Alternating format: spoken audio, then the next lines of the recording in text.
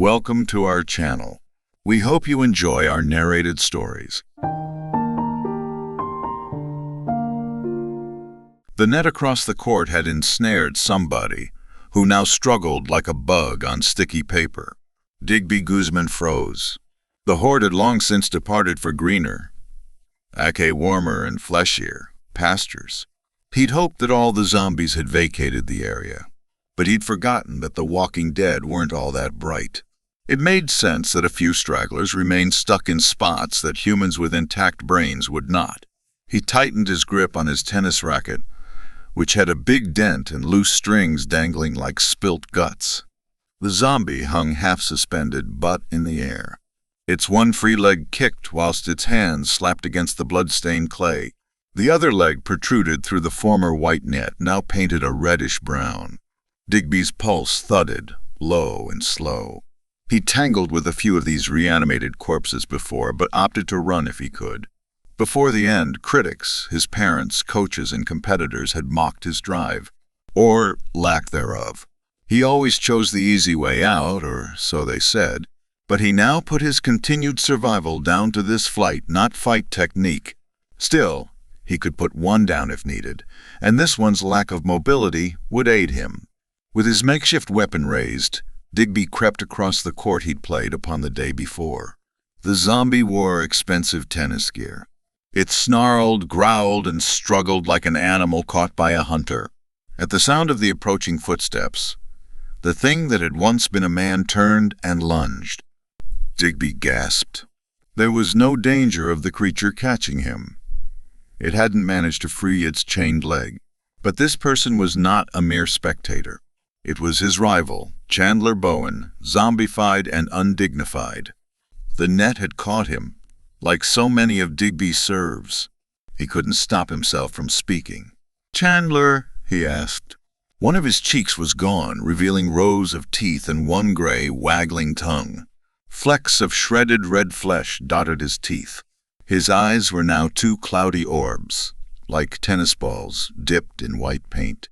Once the rising star of this club, Chandler Bowen reached for him with desperate hands. He screeched. Digby grinned. Chandler had been caning him. As with most games Digby played, the outcome had looked bleak. And as in most games Chandler played, the ending had looked bright. All he'd wanted was to beat Chandler. Was that too much to ask for? Chandler, with his big grin,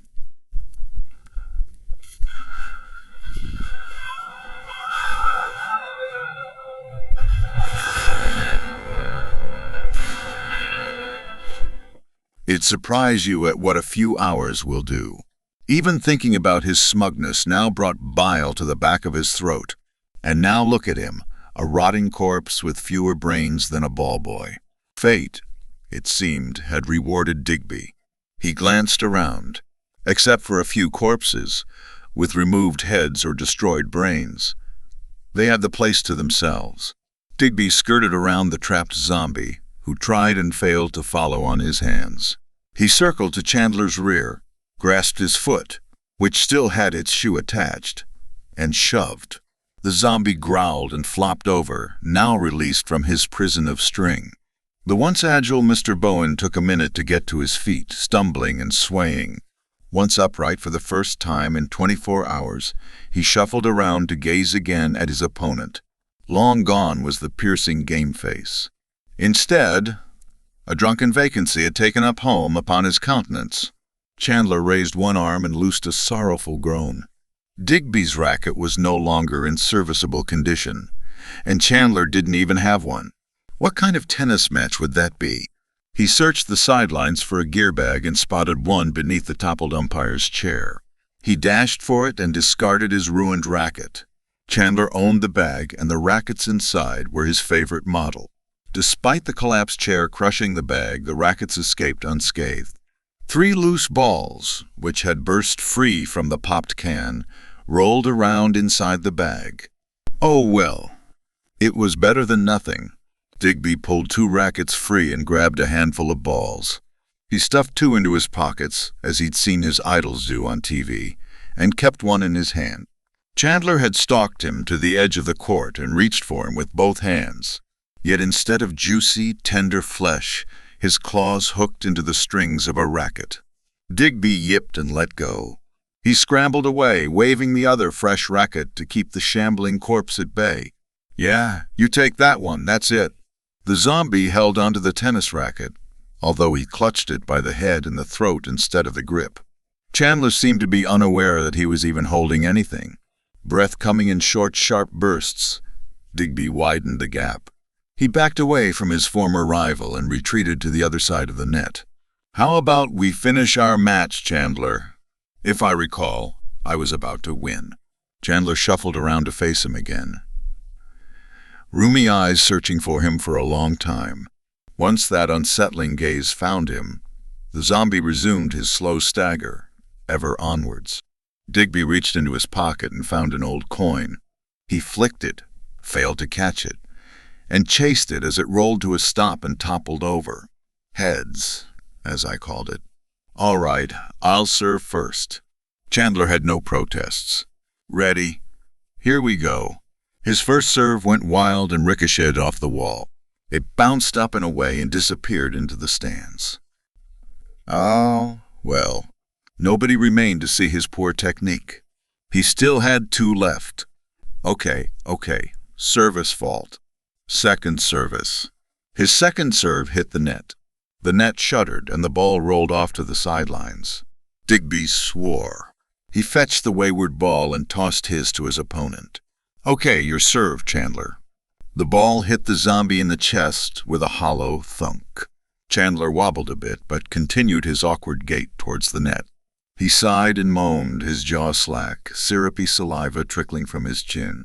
He gave no sign of wounded pride. Digby sighed. He bounced the third ball on the crimson clay several times before tossing it into the air for the serve. "I guess it's my turn again then, huh?" This shot wasn't on target, but at least it was in. Digby had aimed for the far left corner of the box. Instead, the ball struck Chandler square in the face and knocked him from his feet. Chandler screeched and fell to the court like a bag of rackets. He laughed at Chandler's misfortune, but his smile soon faded. He was out of tennis balls. He couldn't leave it like this, failing to beat Chandler in both life and death. No, Digby had to finish this game. Besides, in his current form, Chandler was no match for Digby. He looked around for the balls, but could not find them. The first had disappeared into the stands. The second had rolled into some hidden space. And the third. Chandler struggled to sit upright, with the third tennis ball lodged in the gaping wound of his face. He issued a wounded, rusty croak. Digby wrinkled his nose. He ought to leave it, turn around, and get out while he could. His life was more important than some stupid game. But when else would he ever get to beat Chandler Bowen in a match? This moment was his chance to put all his anxieties and worries to rest. He would get to silence the restless voices, Mom, Dad, Coach, in his head. He found himself jogging around the side of the net, hurrying to reach Chandler before he got to his feet again. The zombie reached for him from the ground, his racket now lost. The ball stuck in his cheek rolled and sunk further into Chandler's mouth, muffling his undead groans.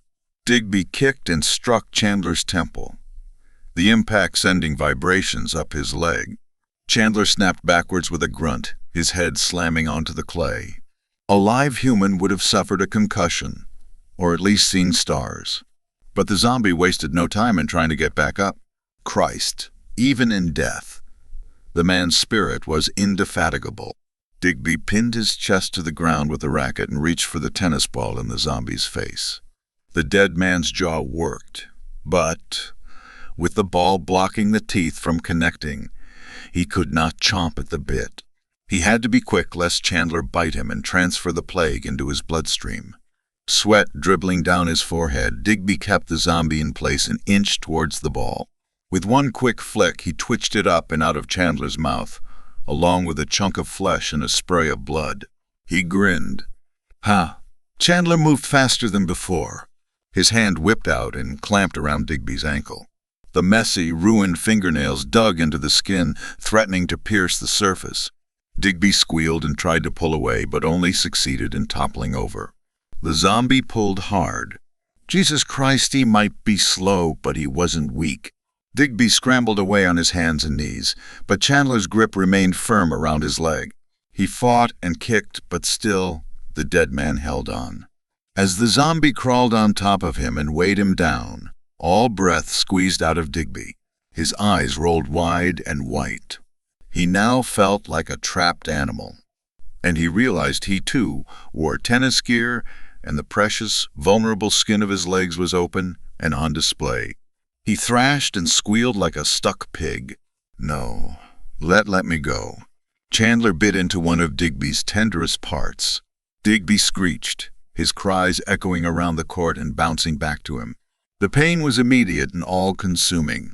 He scrabbled away, breaking off fingernails in the process. Chandler, now content with a mouthful of meat, let him go. He munched, happy he was no longer the butt of this joke.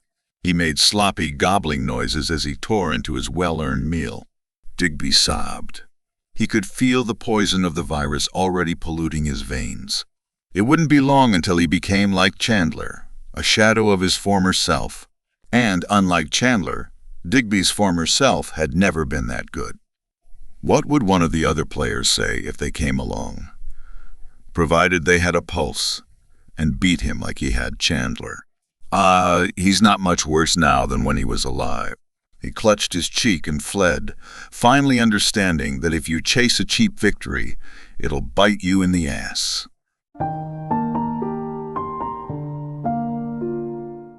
The end. Thank you very much for watching. Please don't forget to subscribe our channel for more stories.